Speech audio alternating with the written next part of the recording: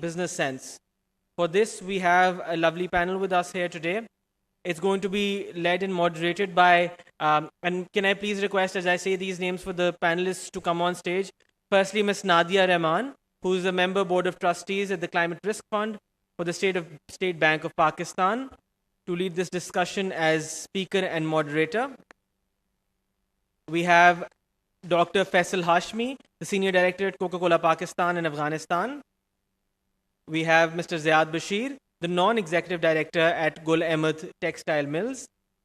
Mr. Najibullah Khan, the Deputy Director, Network Operations and Maintenance Center, Zong. Mr. Mohammad Raza, the Group Head, General Services and Customer Support, Mizan Bank. And finally, Mr. Fahad Chinoy, who is the CEO of Pakistan Cables. Welcome, everyone. Nadia, handing over to you.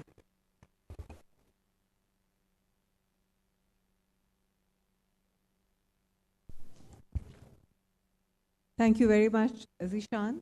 So this session is going to focus on how the role that the private sector has to play in the climate transition and preparing Pakistan to make its journey towards low carbon development. And in the recent past, we have seen how economic resilience is closely tied to climate resilience. So the numbers that we have heard, to make Pakistan climate resilient, the country needs $348 billion. And then it also requires transformation in the way we operate, the way we drive our cars, the way we transport and power our homes. So it requires a whole spectrum of technologies, cleaner technologies that have to be brought into the mix. And and industrial processes also have to evolve for us to remain relevant in international supply chains. And that is something that the government cannot do on its own, and the role of the private sector is essential. So today we have a stellar panel. We have some of the largest manufacturers in Pakistan, and Zishan has introduced them. We'll start the discussion.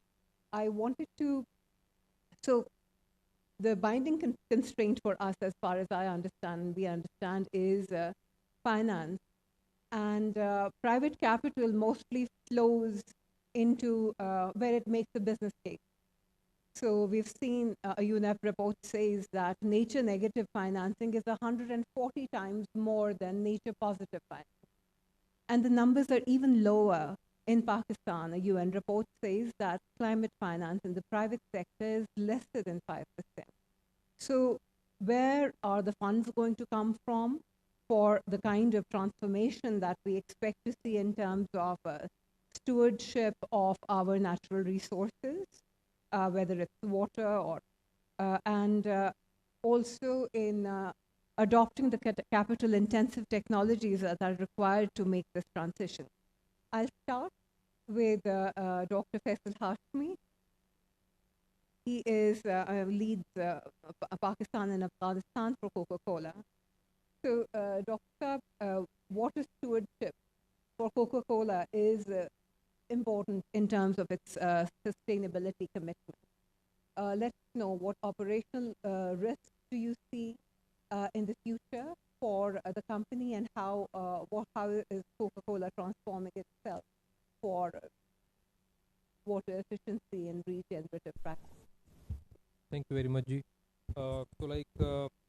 Water is very important for us because it's not only a main source for our production, but a shared source, the national source as well. So we are very much concerned about the water because our entire production or volumes or sales that is dependent on the water. So Coca-Cola globally since 2015 we have taken various initiatives. We are having Alliance for Water Stewardship program that has been implemented on 7 bottling plants and 1 concentrate manufacturing plant.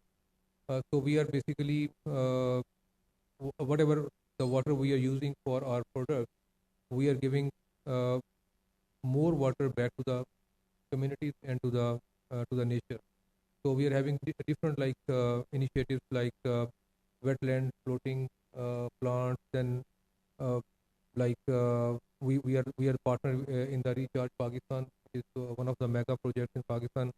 Uh, then like uh, if I speak about the uh, like for us, water is we use three types of water.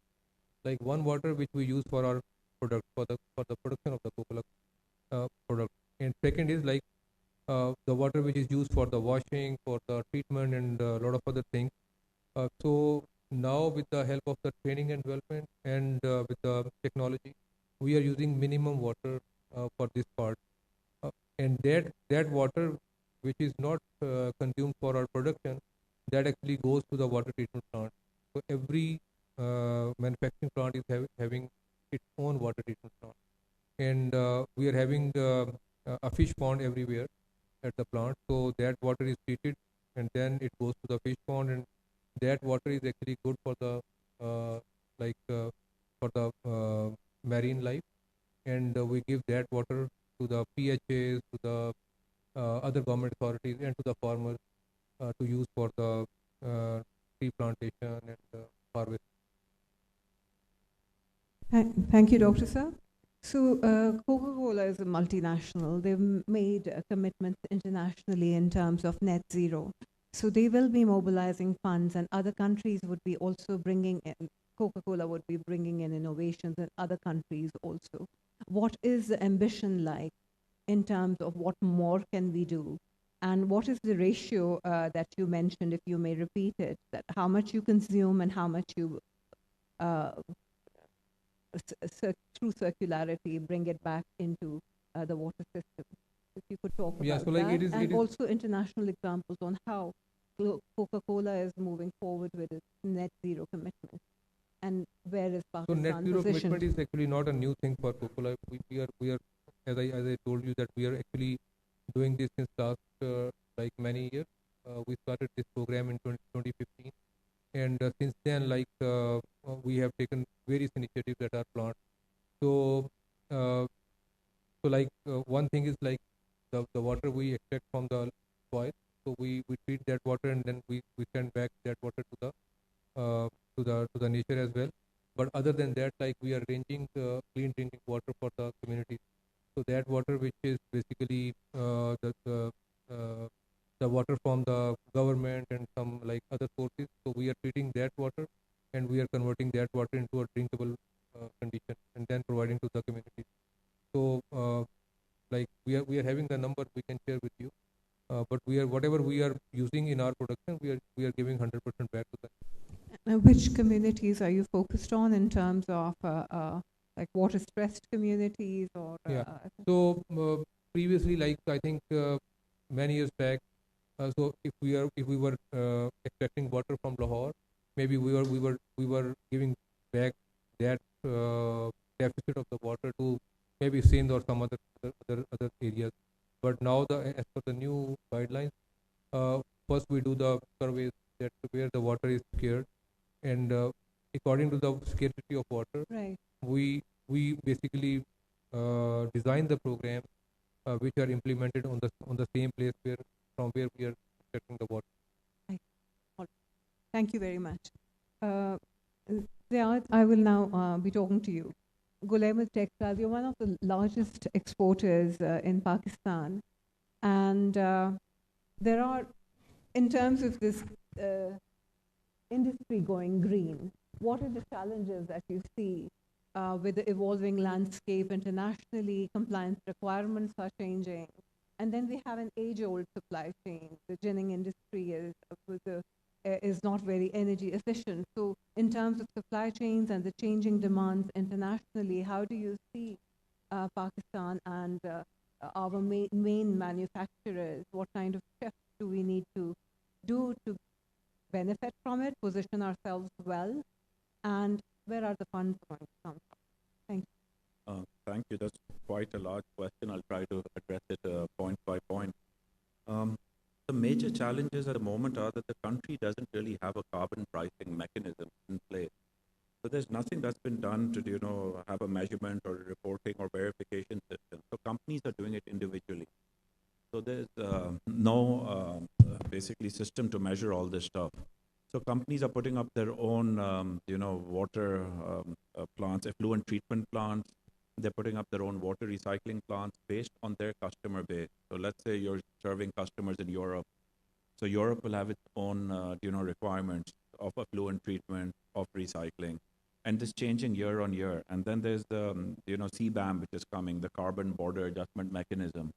Now, Pakistan doesn't have a way to measure this at the moment, so this means that there'll be a unilateral, charge placed on Pakistan by Europe at some point. They will do, their own calculation, and they will figure it out for themselves and put it there across, the board until Pakistan has, the ability to measure this locally.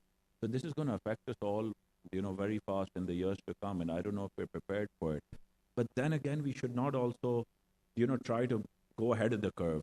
It's like, maybe decades ago when the labor laws were coming, other things were coming, Pakistan adopted them way faster than even most of the European countries adopted a lot of the things about triple overtime and other things, which we are stuck with at the moment. And, so we are actually at a disadvantage of manufacturing at the moment. So the same way with this environmental and carbon stuff, you should not jump the curve. For example, we put a carbon levy on furnace oil just last year in the budget of something like 60%. That means at that time, if oil was, or furnace oil was 120,000 rupees, your levy was 80,000 rupees. That meant that every generator which was producing with furnace oil had to shut down. Why? Even America or European countries don't have such high carbon levies. Why are we imposing this on our manufacturers over here?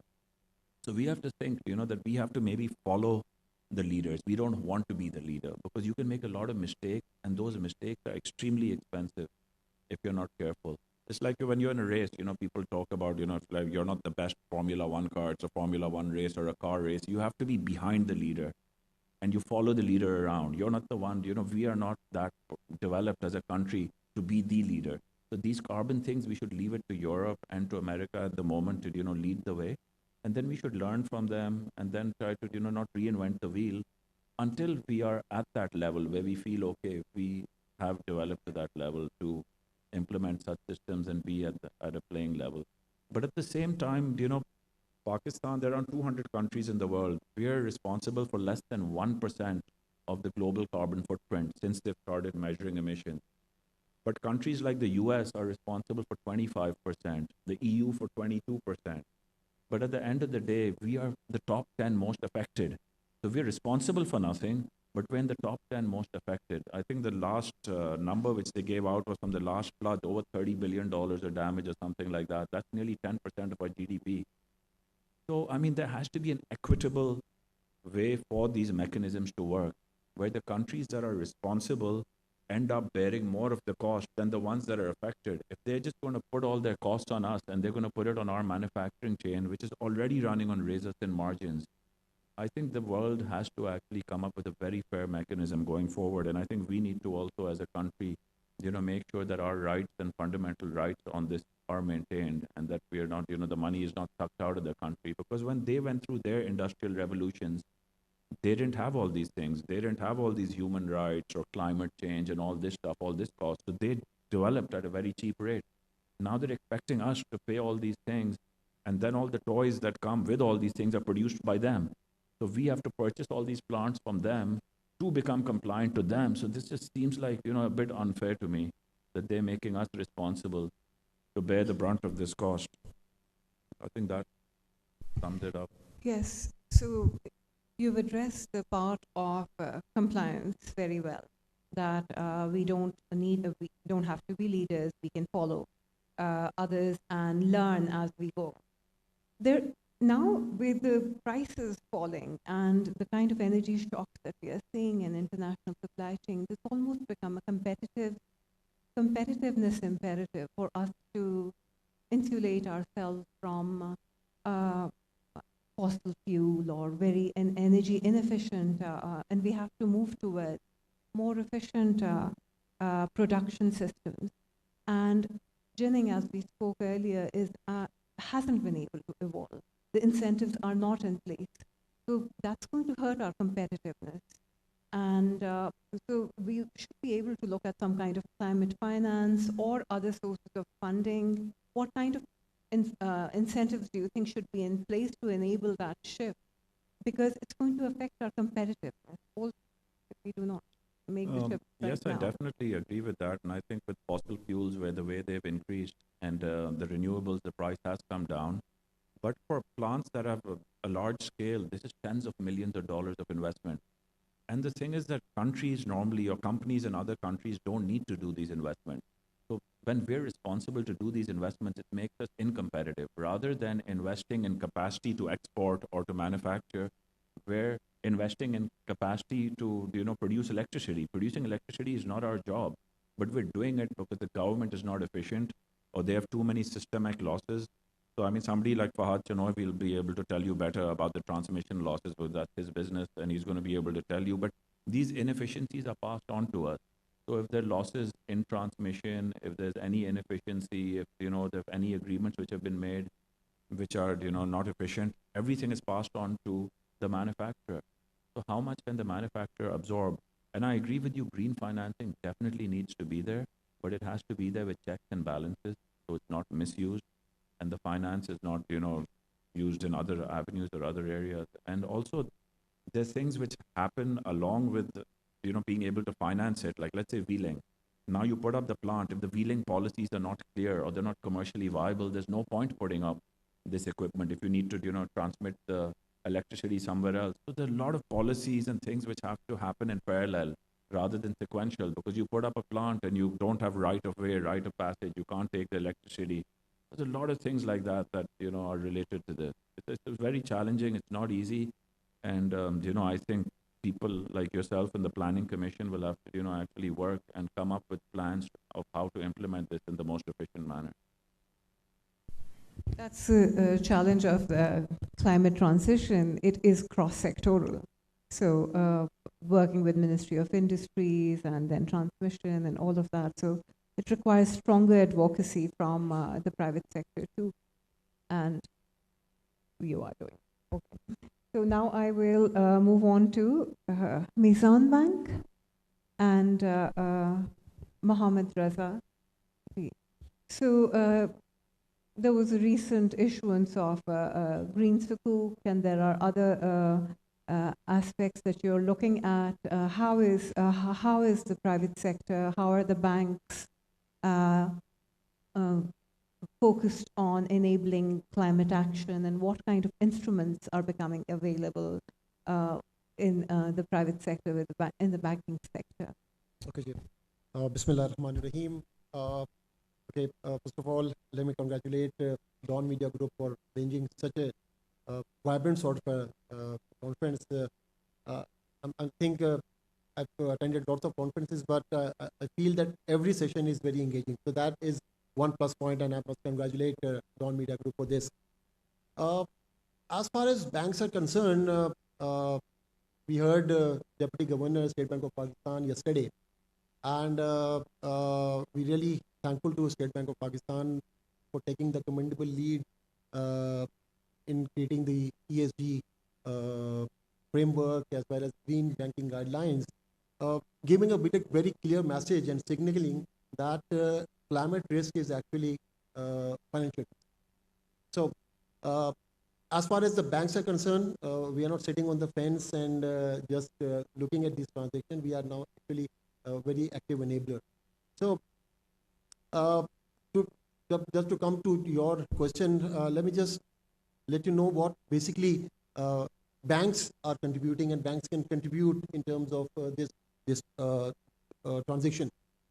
Actually, we are, as everyone is aware, that banks play a very important role in terms of handling the capital, to manage the capital flow. And that is where the banks comes into action, and we are really working towards pushing the green financing. So as far as the banks are concerned, we ensure that we finance to those companies which are more towards environmental friendly. They don't have that CO2 emission, or they work in that direction of of reducing the CO2 emission. So this is one very important contribution of the bank towards this climate. Then at the same time, we are supporting the SMEs and the household, the consumers towards adopting the climate action, the climate friendly and the energy efficient solutions. Like the banks are coming up very fastly with products for the solar, for wind, for EVs, for these electric bikes.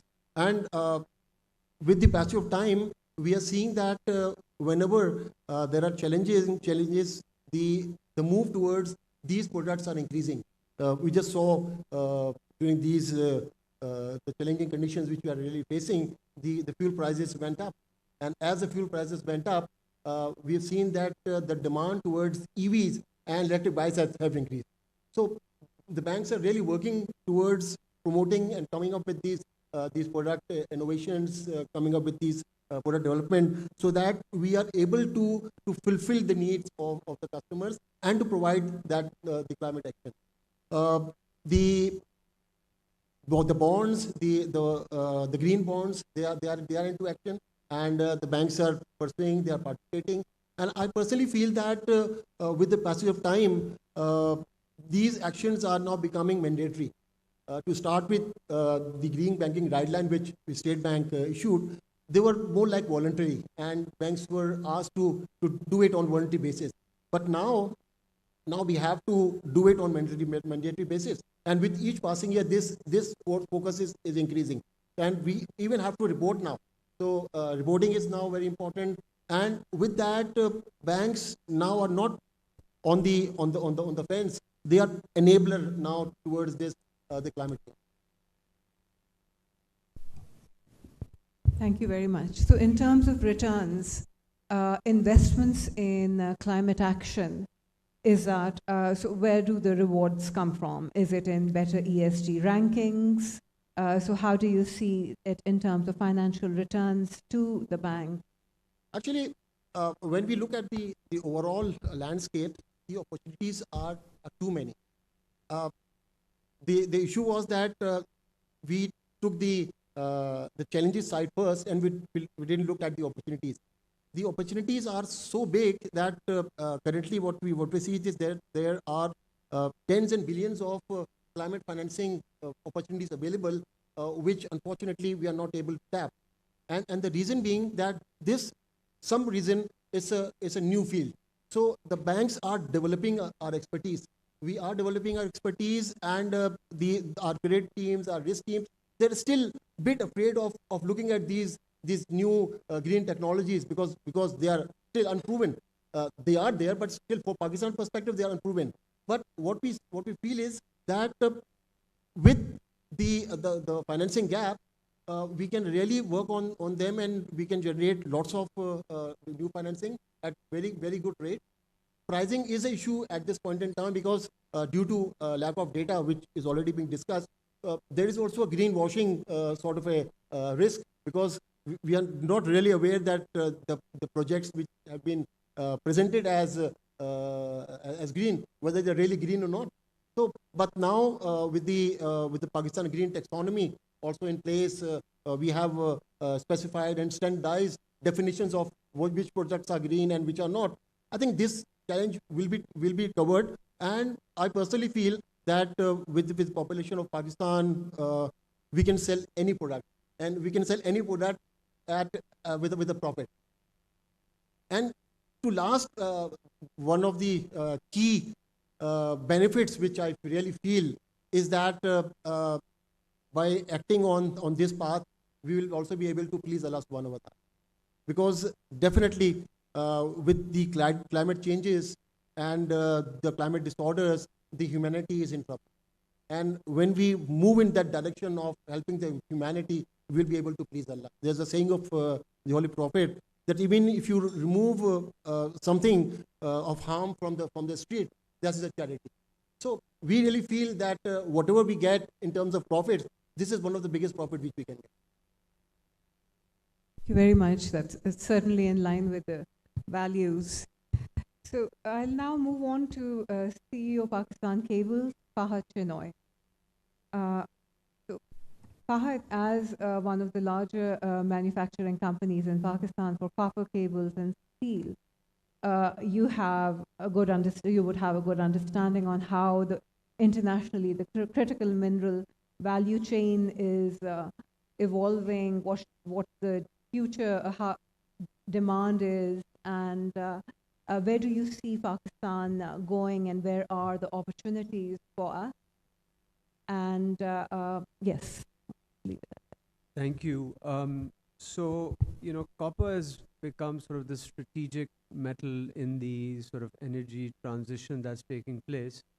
And clearly, climate change has accelerated the shift to renewables, the shift to EVs. And renewables and EVs demand a lot more cabling. I mean, to just give you an example, an EV takes about 85 to 100 kgs of copper versus a conventional vehicle, which takes about 20 kgs of copper. So, if you do the math, a ton of copper would feed, 10 to 12 EVs. So that has really multiplied and accelerated the demand for copper.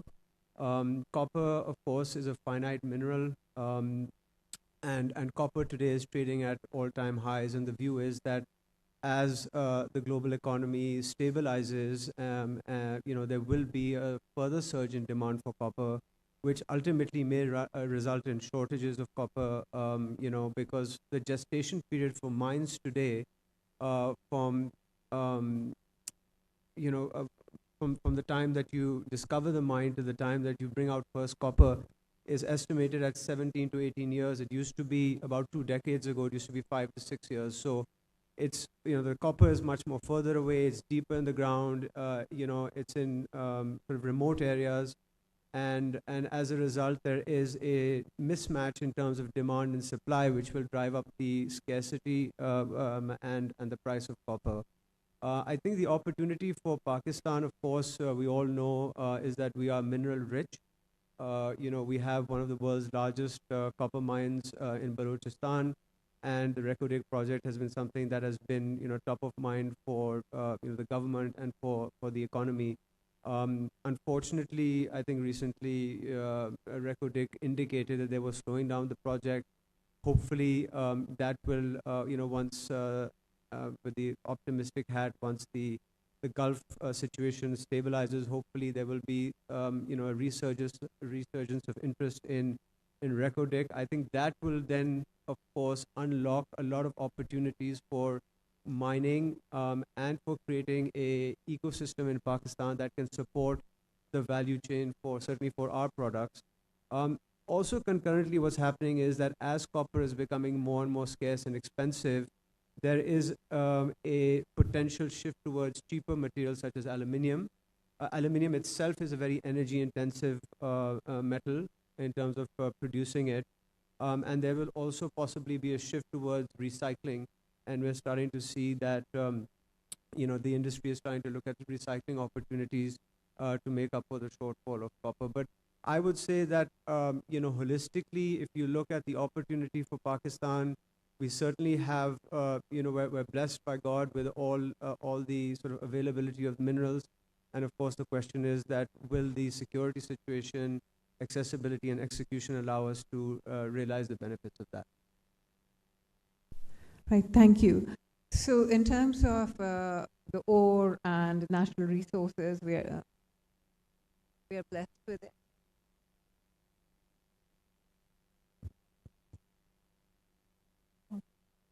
Mr. Najibullah is also here? Oh, yes, you're here. Okay, great. So my question to you, Fahad, that in terms of, we do have the natural resources, and right now we are positioned to export them as raw materials, and as we understand that the value chain, it's from copper cable, and then there are so many other applications of copper in the way we are going to see EV transforming and other transmission technologies. Do do you see that we are going to be smelting in Pakistan, or will we be exporting raw material and then re-importing cathodes and then further producing this? Where do you think, how should we go about our place in the critical mineral value chain? Yeah, so I think right now, we're at the stage where whatever copper is being extracted is being exported primarily in the form of ore, and then it gets smelted, refined, processed, and then, for whatever demand there is in Pakistan, brought back over here.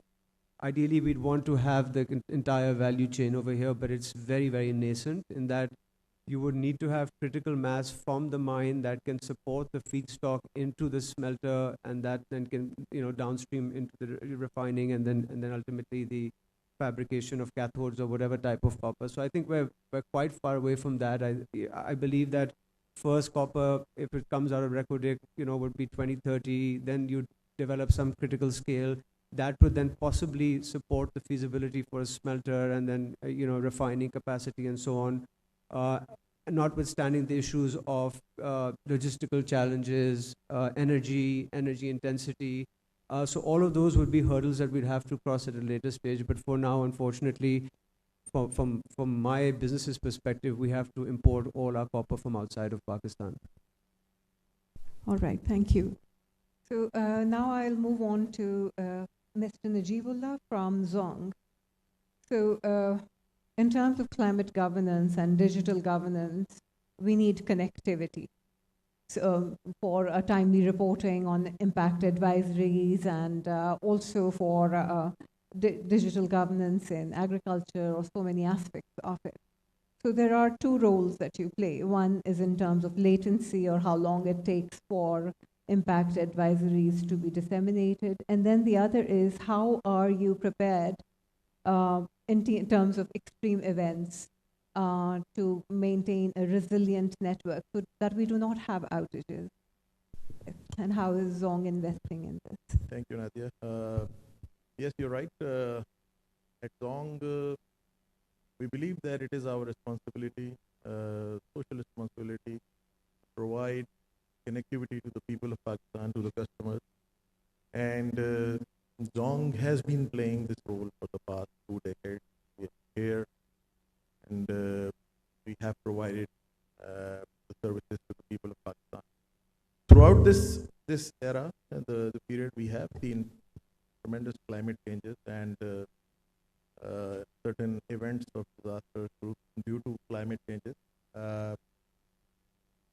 What I will walk you through that how we have faced those climate changes and the disastrous event that happened earlier, how we faced that, how our network is resilient enough to manage and those events, and how we continue to provide connectivity to the people of Pakistan, and we supported our government agencies, our NDMA, PDMA, whatever people on the ground who were working for the restoration of the people. How we supported them by providing the network coverage. Our network is spread all across Pakistan. We have deployed multiple installations, equipment spread all over Pakistan, and for that to work, there are two major essential things. First, continuous supply of electricity power, which is a challenge, as my fellow panelists have also commented on that. It is a challenge in Pakistan. We are not producing enough electricity as per our requirement. So the companies like us, we have to produce our own part of electricity. And the second thing is the connectivity. Once the electricity is there, we need to connect our network so that the communication takes place. The network that we have deployed is multi-layered as far as the electricity consumption, electricity generation is concerned. We have our own battery backup on every location that we have our equipment installed. So once the electricity is not there, the equipment is shifted back on to the battery backup. And then again, there are some areas where there's no infrastructure of electricity. This is a challenge for us, how to operate in those areas, how to provide connectivity to people. So we have opted to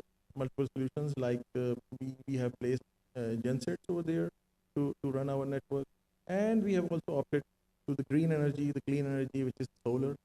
We are continuously investing on solar and deploying solar with our cell sites to keep them up and running using the green energy, natural energy.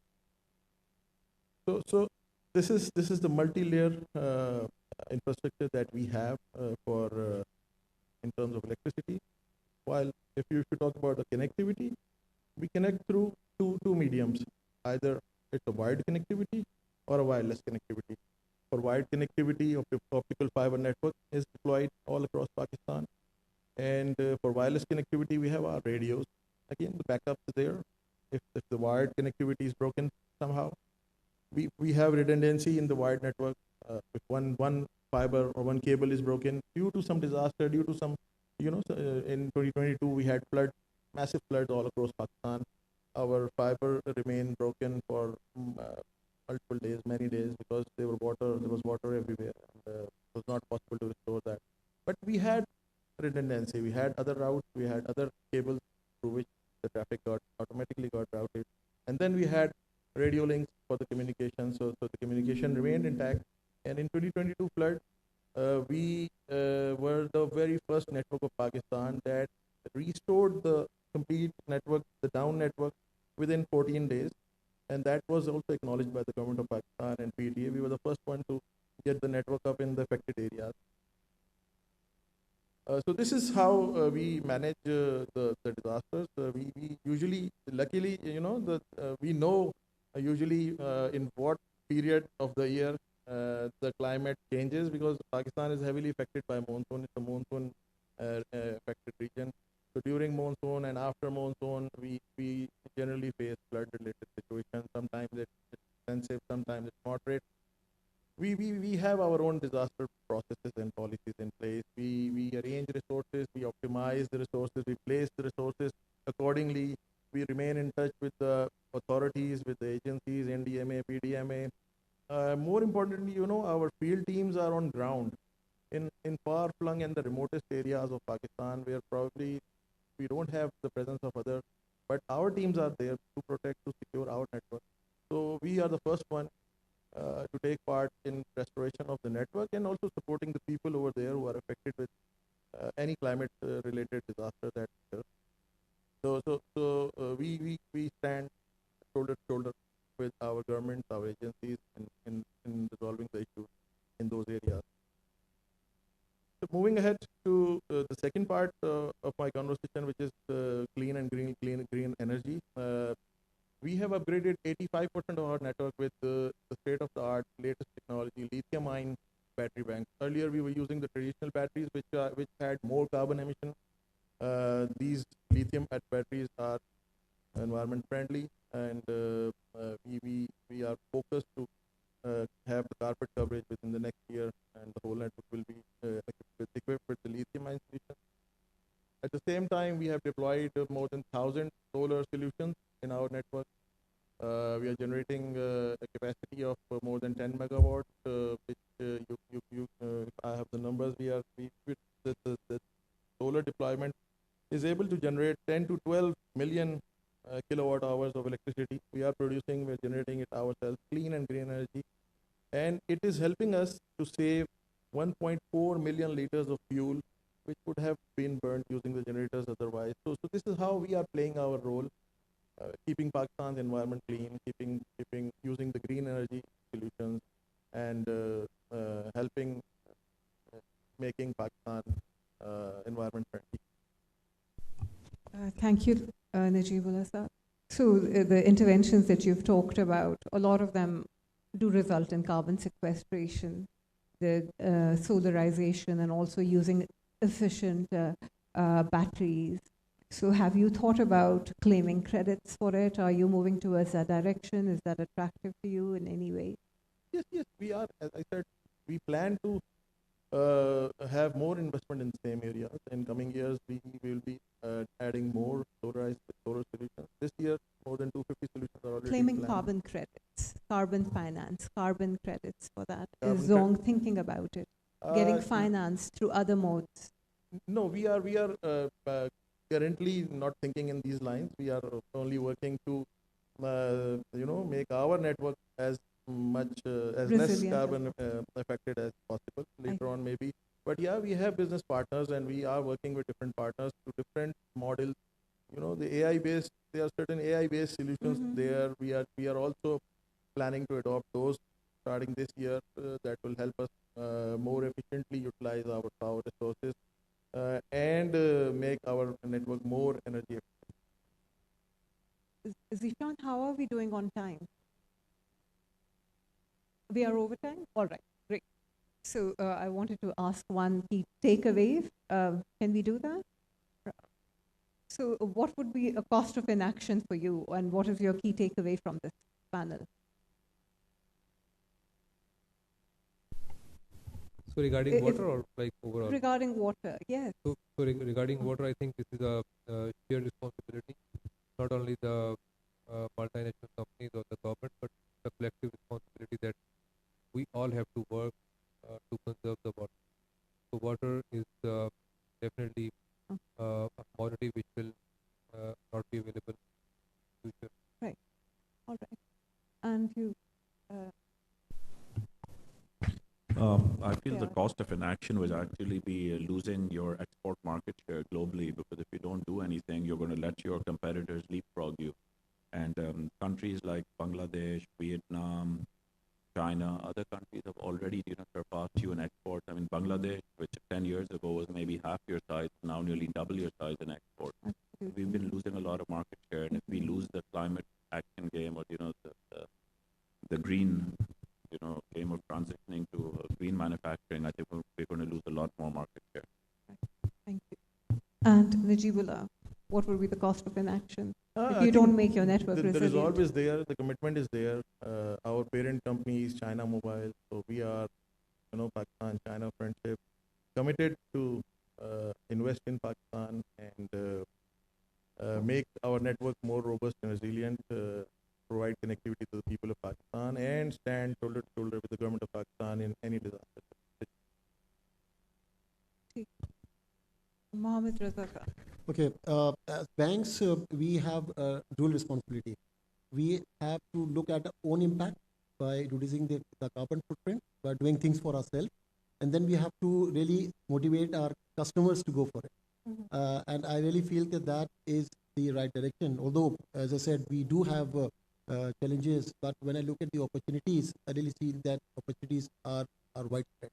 And at this point in time, I really feel that the banks that takes action, they're more proactive. They won't be doing good for a year or two, they will be doing that for a decade. Thank you. And Fahad?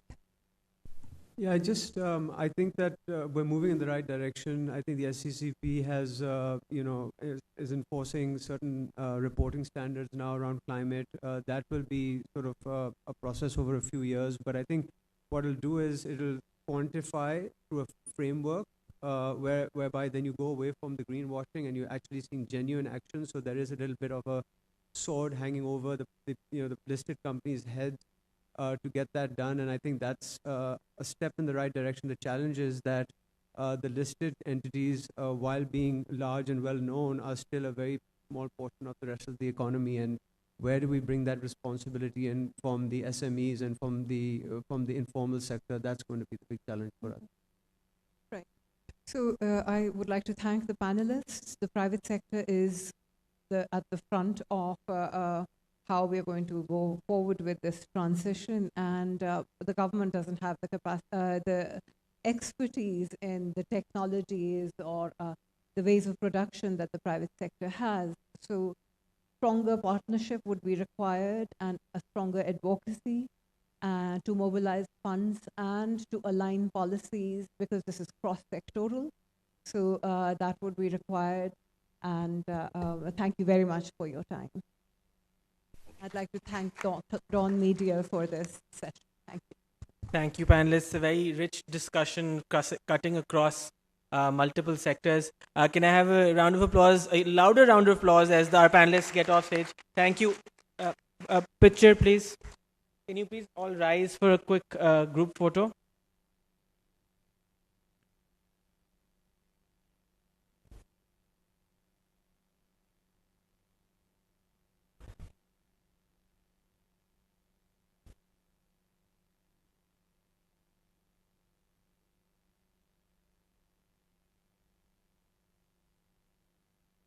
Next up, we have the commissioner from the SECP for the Securities Market Division, Mr. Ali Farid Khwaja, who's actually a Wapistani because he's in his own right a very successful individual in the private capital markets across the globe and has chosen to come back to his country and serve in the public sector domain. So, Ali Farid, can you please?